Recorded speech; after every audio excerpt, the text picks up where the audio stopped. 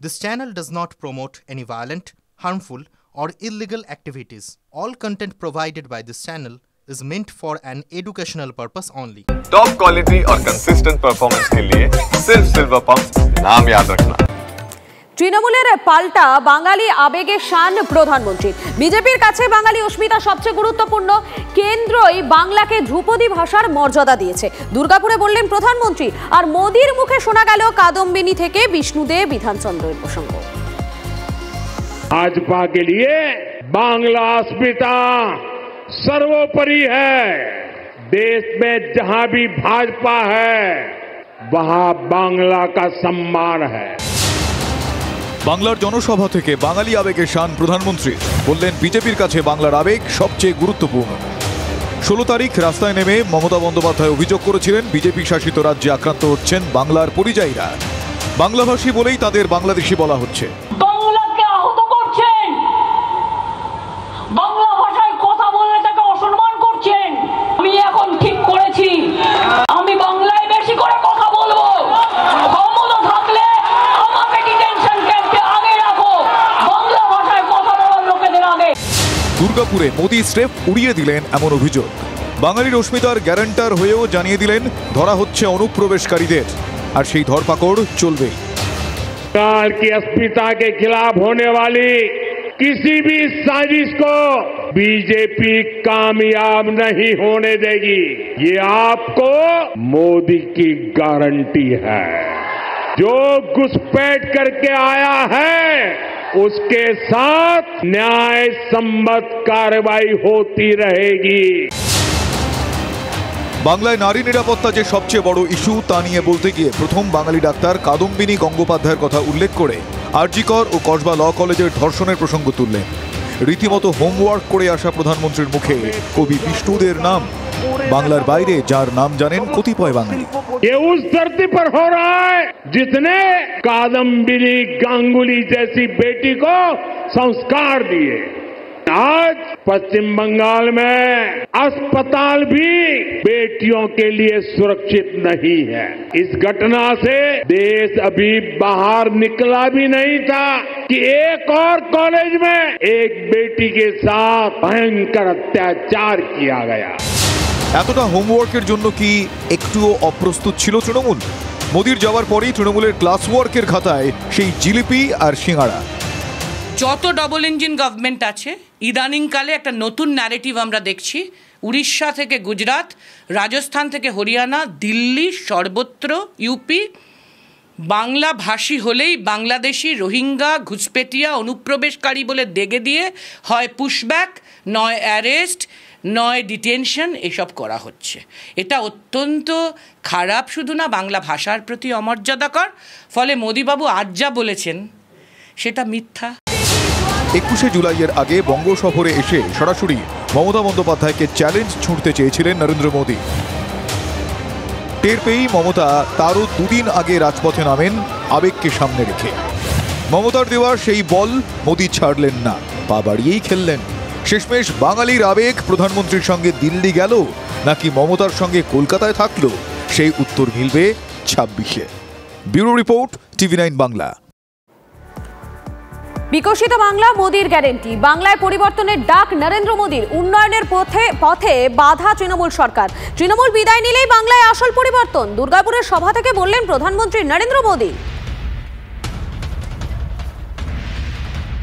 भाजपा बंगाल को संकट से बाहर निकालने के लिए प्रतिबद्ध है। बंगाल को माफिया नहीं, काबिल शिक्षक चाहिए। बंगाल को परिवारवाद नहीं, प्रतिभा का सम्मान चाहिए। बंगाल को सिंडिकेट नहीं, स्टार्टअप का इकोसिस्टम चाहिए।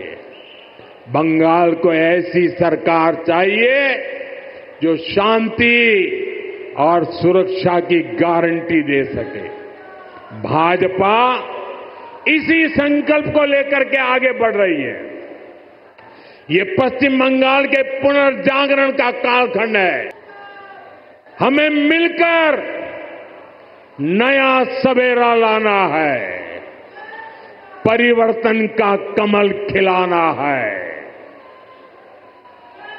विकसित बांग्ला मोदीर गारंटी।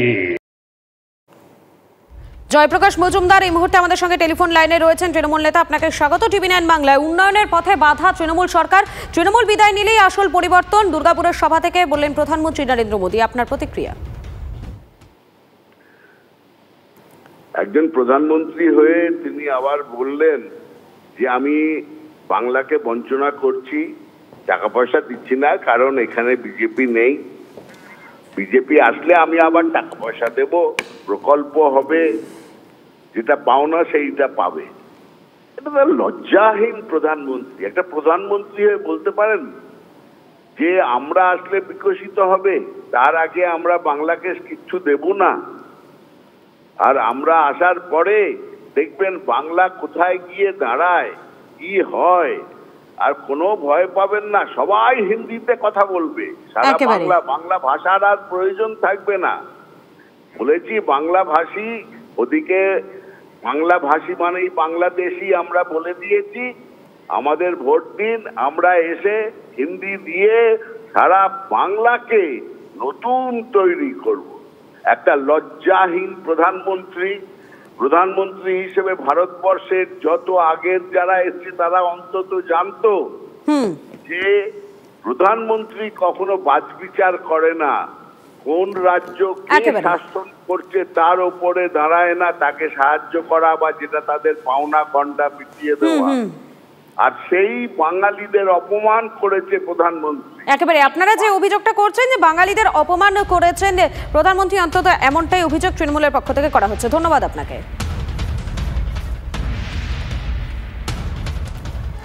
শিল্পনগরী দুর্গাপুরে বাংলায় শিল্পায়ন ইস্যুতে বার্তা দিলেন প্রধানমন্ত্রী। পশ্চিমবঙ্গে শিল্প এবং কর্মসংস্থানের অভাবের অভিযোগকে এক বন্ধনীতে ফেলে নিশানা করলেন রাজ্য সরকারকে। বিকশিত বাংলার স্লোগান তুলে এ রাজ্যকে শিল্পায়নের 1 নম্বর করে তোলার স্বপ্ন দেখালেন মোদী। এই ইস্যুতে বিজেপিকে পাল্টা কটাক্ষ করেছে আবার তৃণমূলও। आज यहाँ नए उद्योग लगने के बजाय जो है उसको भी ताले लग रहे हैं। শিল্পনগরী দুর্গাপুর, রূপকার বিধানচন্দ্র রায় বাংলায় কংগ্রেসের আইকন। তাঁর কথা মনে করি এই দুর্গাপুরে দাঁড়িয়ে বাংলা শিল্পায়ন ইস্যুতে সুর চড়ালেন নরেন্দ্র মোদী। শিল্পে যে রাজ্য একসময় গোটা দেশে অগ্রণী ছিল, সেই বাংলাতেই শিল্পের দুরবস্থার অভিযোগে শাসক দলকে তুলোধনা করলেন তিনি। তুললেন বিকশিত বাংলার স্লোগান। बीजेपी एक समृद्ध पश्चिम बंगाल बनाना चाहती है। बीजेपी एक विकसित पश्चिम बंगाल का निर्माण करना चाहती है। विकसित के এখন বিকশিত বলছে, বোঝা যাচ্ছে চাপটা ভালোই হয়েছে। তা বিকাশটা কোথায় করলেন আমরা জানতে চাই। শুধুমাত্র দেখলাম কালো কিছু পিছনের মধ্যে সাদা কিছুতে লেখা, আপনি ওটা উন্মোচন করলেন, এখনো হয়নি। আপনি কি করতে এসেছেন এখানে, কিসের বিকাশ করতে এসেছেন? বিজেপি শাসিত বিভিন্ন রাজ্যে বাংলায় কথা বলায় পরিযায়ী শ্রমিকদের ওপর অত্যাচার চলেছে, এই অভিযোগ তুলে বুধবার পথে নেমেছিলেন মমতা বন্দ্যোপাধ্যায়। এদিন দুর্গাপুর শিল্পাঞ্চলের সভা থেকে ঘুরিয়ে বাংলার যুবকদের কেন পরিযায়ী শ্রমিক হয়ে ভিন রাজ্যে যেতে হচ্ছে সেই প্রশ্ন তোলেন মোদী। आज पश्चिम बंगाल का नौजवान पलायन के लिए मजबूर है। छोटे छोटे काम के लिए भी दूसरे राज्यों की तरफ जाना पड़ रहा है। এখান থেকে নাকি পলায়ন করে যাচ্ছেন যুবরা। আচ্ছা, এখানে যে 1.5 কোটি পরিযায়ী শ্রমিক রয়েছে তারা তো অন্য রাজ্য থেকে এসেছেন, তাহলে সেই সব রাজ্যে সব পলায়ন করে বাংলায় চলে এসছে। এখান থেকে নাকি পলায়ন করে যাচ্ছে, যাদের স্কিল আছে সেই স্কিলটাকে ইউজ করবার জন্য ভারতবর্ষের যে কোনো জায়গায় যেতে পারে তারা। এদিন রাজনৈতিক সভার আগে দুর্গাপুরের নেহেরু স্টেডিয়ামের মঞ্চ থেকে গ্যাসের পাইপলাইনের সংযুক্তিকরণ, পশ্চিম বর্ধমানের তপসী এবং পাণ্ডবেশ্বরের রেলের ওভারব্রিজ, পুরুলিয়া কোটশিলা 36 কিলোমিটার দ্বিতীয় লাইনের সংযুক্তিকরণ সহ মোট 5,400 কোটি টাকার প্রকল্পের উদ্বোধন ও শিলান্যাস করেন প্রধানমন্ত্রী। বাংলা পরিবর্তন চায়, बांग्ला उन्नयन चाहे। कुछ ही वर्षों में पश्चिम बंगाल देश के टॉप इंडस्ट्रियल राज्यों में से एक बन सकता है। 2019 লোকসভা ভোটের আগে সিঙ্গুর থেকে টাটা বিদায়ের প্রসঙ্গ মনে করিয়ে প্রচার করেছিল বিজেপি। বন্ধ কারখানার জমিতে শিল্প গড়ার প্রতিশ্রুতিও দিয়েছিল তারা, ফলও মিলেছিল ভোট বাক্সে। 2026-এর প্রাক্কালে শিল্পনগরী দুর্গাপুরে দাঁড়িয়ে বাংলার শিল্পোদ্যোগ এবং কর্মসংস্থানের পরিস্থিতিকে মিলিয়ে দিলেন মোদি। দুর্নীতির দাপটে যখন বাংলায় হাজার হাজার তরুণ তরুণী চাকরিহারা, তখন বাংলার বেকারি আর শিল্প হারানোর পিছনে দুর্নীতিকেই ভিলেন বানিয়ে সেই হাজার হাজার তরুণ তরুণীকেই কাছে টানার চেষ্টা করলেন মোদি। দুর্গাপুর থেকে প্রদীপ্ত কান্তি ঘোষ ও হীরক মুখোপাধ্যায়ের রিপোর্ট, TV9 বাংলা। বিজেপিতে দিলীপ রহস্য। মোদির দুর্গাপুর সফরের দিনই দিল্লিতে দিলীপ ঘোষ। দুপুরে নির্ধারিত সময়ে বিজেপির সর্বভারতীয় সভাপতির বাসভবনে গেলে তার সঙ্গে সাক্ষাৎ করতে পারেননি দিলীপ ঘোষ। এরপর বিকেল 3টে নাগাদ ফের জেপি নাড্ডার বাড়িতে যান। প্রায় 1 ঘন্টা কথা হয় দুজনের। বৈঠক শেষে বেরোনোর সময় সাংবাদিকদের কোনো প্রশ্নের উত্তর দেননি দিলীপ ঘোষ। কিছুটা এগিয়ে গাড়ির কাজ একটু নামিয়ে শুধু বলেন, খুব ভালো গল্প হয়েছে। ক্যামেরার সামনে সদা সাবলীল যে দিলীপ ঘোষ কখনোই কোনো প্রশ্নের উত্তর দিতে পিছপা হন না। তিনি হঠাৎ করে কেন মুখে কুলু পাটলেন? তবে কি আপাতত মুখ বন্ধ রাখার নির্দেশ দেওয়া হয়েছে তাকে? আগামী দিনে সংগঠনে গুরুত্বপূর্ণ দায়িত্ব দেওয়ার আশ্বাস দিয়ে কি দিলীপের মুখ বন্ধ করা হলো, নাকি দলের ঐক্যের আপাতত ছবি ধরতেই দিলীপের মুখ বন্ধ করালেন নাড্ডা? আর এই বিষয়কেই কটাক্ষ করতে ছাড়ছে না অবশ্য বিরোধী দলগুলো। বিজেপির মধ্যে যে সবকিছু নর্মাল নেই, যে প্রধানমন্ত্রীকে একবার ডেকে এনে প্রধানমন্ত্রী 4টি বাংলা সম্পর্কে কুৎসা করে গেলেন, তার মানেই বিজেপি না। বিজেপির ভেতরটা দিলীপ ঘোষকে দিয়ে এটা বোঝা গেল, বিজেপির ভেতরটার একটা ফুটি ফাটা অবস্থা, চূড়ান্ত গোষ্ঠীদ্বন্দ্ব, গোষ্ঠীবাজি, এগুলো এখন চলবে ওদের। সংসদে বাদল অধিবেশনের আগে আজ বৈঠকে ইন্ডিয়া জোট। আজ শীর্ষ নেতৃত্বর ভার্চুয়ালি মিটিং। বৈঠকে যোগ দিচ্ছেন তৃণমূলের সর্বভারতীয় সাধারণ সম্পাদক অভিষেক বন্দ্যোপাধ্যায়। বাদল অধিবেশনের আগে সর্বদলীয় বৈঠকে যোগ দেবে না তৃণমূল কংগ্রেস। 21শে জুলাইয়ের অনুষ্ঠানের কারণে দিল্লি যাবেন না কোনো নেতাই। আরও একবার আপনাদেরকে যে আপডেটটা জানাচ্ছি এই মুহূর্তে, সংসদে বাদল অধিবেশনের আগে আজ বৈঠকে ইন্ডিয়া জোট। আজ শীর্ষ নেতৃত্বর নেতৃত্বে ভার্চুয়াল মিটিং এবং বৈঠকে যোগ দিচ্ছেন তৃণমূলের সর্বভারতীয় সাধারণ সম্পাদক অভিষেক বন্দ্যোপাধ্যায়। জ্যোতির্ময় রয়েছেন আমাদের সঙ্গে টেলিফোন লাইনে। জ্যোতির্ময়, বিস্তারিত জানাও। আজ সন্ধ্যে 7টার সময় ভার্চুয়াল বৈঠক ডাকা হয়েছে। এই বৈঠক ডাকা হয়েছে কংগ্রেসের উদ্যোগে। গত 5 জুন 2024 সাল সেই সময় ইন্ডিয়া জোটের শীর্ষ নেতৃত্বে শেষ বৈঠক হয়েছিল। লোকসভা নির্বাচনের রেজাল্ট বেরোবার পর ইন্ডিয়া জোটের শেষ বৈঠক হয় এবং গত 2টি পার্লামেন্টের অধিবেশনের সময় আমরা এই ঐক্যের ছবি দেখতে পাইনি। বিশেষত যখন বাজেট অধিবেশন শুরু হচ্ছে বা উইন্টার সেশন, সেই সময় যেহেতু দিল্লি ইলেকশনের আবহ ছিল, কংগ্রেস আম আদমি পার্টি একে অপরের বিরুদ্ধে লড়াই করছে, সেই কারণের জন্য কংগ্রেস ইন্ডিয়া জোটের বৈঠকের কোনো রকম উদ্যোগ নেয়নি। কিন্তু এবারে তাৎপর্যপূর্ণ বিষয় হচ্ছে যে কংগ্রেসের ডাকা বৈঠকে তৃণমূল কংগ্রেসের তরফে অভিষেক বন্দ্যোপাধ্যায় আজ ভার্চুয়ালি বৈঠকে যোগ দেবেন। যে খবর আমাদের সামনে আসছে যে এই বাদল অধিবেশনে কোন কোন ইস্যুগুলি তুলে ধরা হবে, সরকারকে কিভাবে অ্যাটাক করা হবে, সেই বিষয়গুলি চূড়ান্ত করতেই মূলত বাদল অধিবেশনের আগে এই শীর্ষ নেতৃত্বের বৈঠক ডাকা হয়েছে, যার মধ্যে অন্যতম ফোকাস থাকবে বিষয়ের বিহারের স্পেশাল ইন্টেনসিভ রিভিশন। একেবারে ধন্যবাদ জ্যোতির্ময়।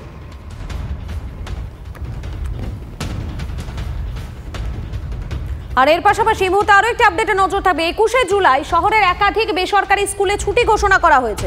একাধিক স্কুলের সিদ্ধান্ত ঘিরে বিতর্ক। Don Bosco, Calcutta Girls, Saint James School, DPS Megacity, DPS Ruby Park স্কুলে পঠন পাঠন বন্ধ থাকবে। বিএসএস স্কুল, লা মার্টিনিয়ার স্কুলে পঠন পাঠন হবে অনলাইনে এবং ক্লাস বাতিল সাউথ পয়েন্ট স্কুলেও। আপনাদেরকে জানাচ্ছি 21শে জুলাই, সেই 21শে জুলাইকে কেন্দ্র করে শহরের বেশ কয়েকটি স্কুলের বিজ্ঞপ্তি সেদিন ছুটি ঘোষণা করা হয়েছে এবং এই ছুটি ঘোষণা করাকে কেন্দ্র করেই কিন্তু রীতিমতো বিতর্ক শুরু হয়েছে। Don Bosco, Calcutta Girls, Saint James School, DPS Megacity, DPS Ruby Park স্কুলে পঠন পাঠন বন্ধ থাকবে। বিএসএস স্কুল, লা মার্টিনিয়ার স্কুলে পঠন পাঠন হবে অনলাইনে। ক্লাস বাতিল করা হয়েছে সাউথ পয়েন্ট স্কুলেও। 21শে জুলাই এবং সেই 21শে জুলাইয়ের দিন স্কুলে বেসরকারি স্কুলে ছুটি ঘোষণা, একাধিক স্কুলের সিদ্ধান্ত ঘিরে বিতর্ক শুরু হয়েছে। এখনো পর্যন্ত যে আপডেট উঠে আসছে সেখানে জানা যাচ্ছে 21শে জুলাই শহরের একাধিক বেসরকারি স্কুলে ছুটি ঘোষণা করা হয়েছে, যার মধ্যে Don Bosco, Calcutta Girls, Saint James School, DPS Mega City, DPS Ruby Park স্কুলে পঠন পাঠন বন্ধ থাকবে। বিএসএস স্কুল লা মার্টিনিয়ারে, সেখানে স্কুলে পঠন পাঠন হবে অনলাইনে। অপরদিকে ক্লাস বাতিল করা হয়েছে সাউথ পয়েন্ট স্কুলেও। এবং এই যে বিজ্ঞপ্তি, সেই বিজ্ঞপ্তিকে কেন্দ্র করে বিতর্ক শুরু হয়েছে যে ঠিক কী কারণে এই ছুটি ঘোষণা করা হলো সেটা স্পষ্ট করে কিন্তু কিছু বলা হয়নি।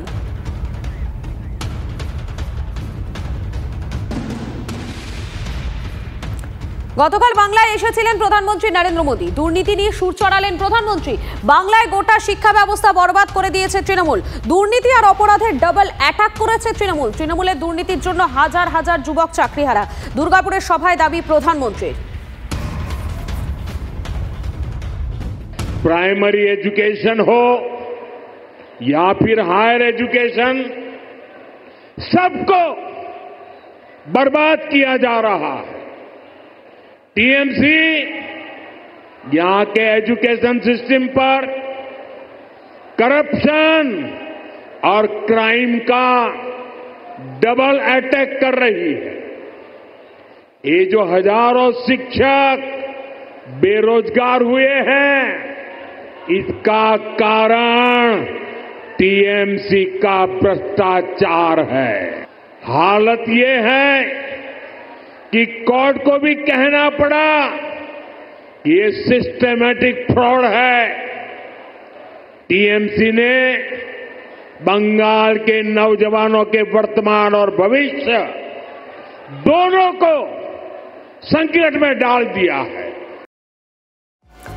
তৃণমূলের 21শে জুলাই সমাবেশের শর্ত বাঁধল হাইকোর্ট। 8টার আগে সভাস্থলে মিছিল করে আসা যাবে। 9টা থেকে 11টা পর্যন্ত হাইকোর্ট চত্বরে যেন যানজট না হয়। মধ্য কলকাতার 5 কিলোমিটারের মধ্যে যেন যানজট না হয়। 11টার পর করতে হবে পরবর্তী মিছিল, নির্দেশ হাইকোর্টের। রাজনৈতিক উদ্দেশ্য প্রণোদিত মামলা খারিজ করুন আবেদন তৃণমূলে, তাহলে মুচলেকা দিন সমস্যা হবে না। পুজোর মতো বাসের বেড়া করুন, মন্তব্য বিচারপতির। সামান্য আদালত একটা অর্ডার দিয়েছেন সকাল 8টার মধ্যে সবাইকে পৌঁছে যেতে হবে।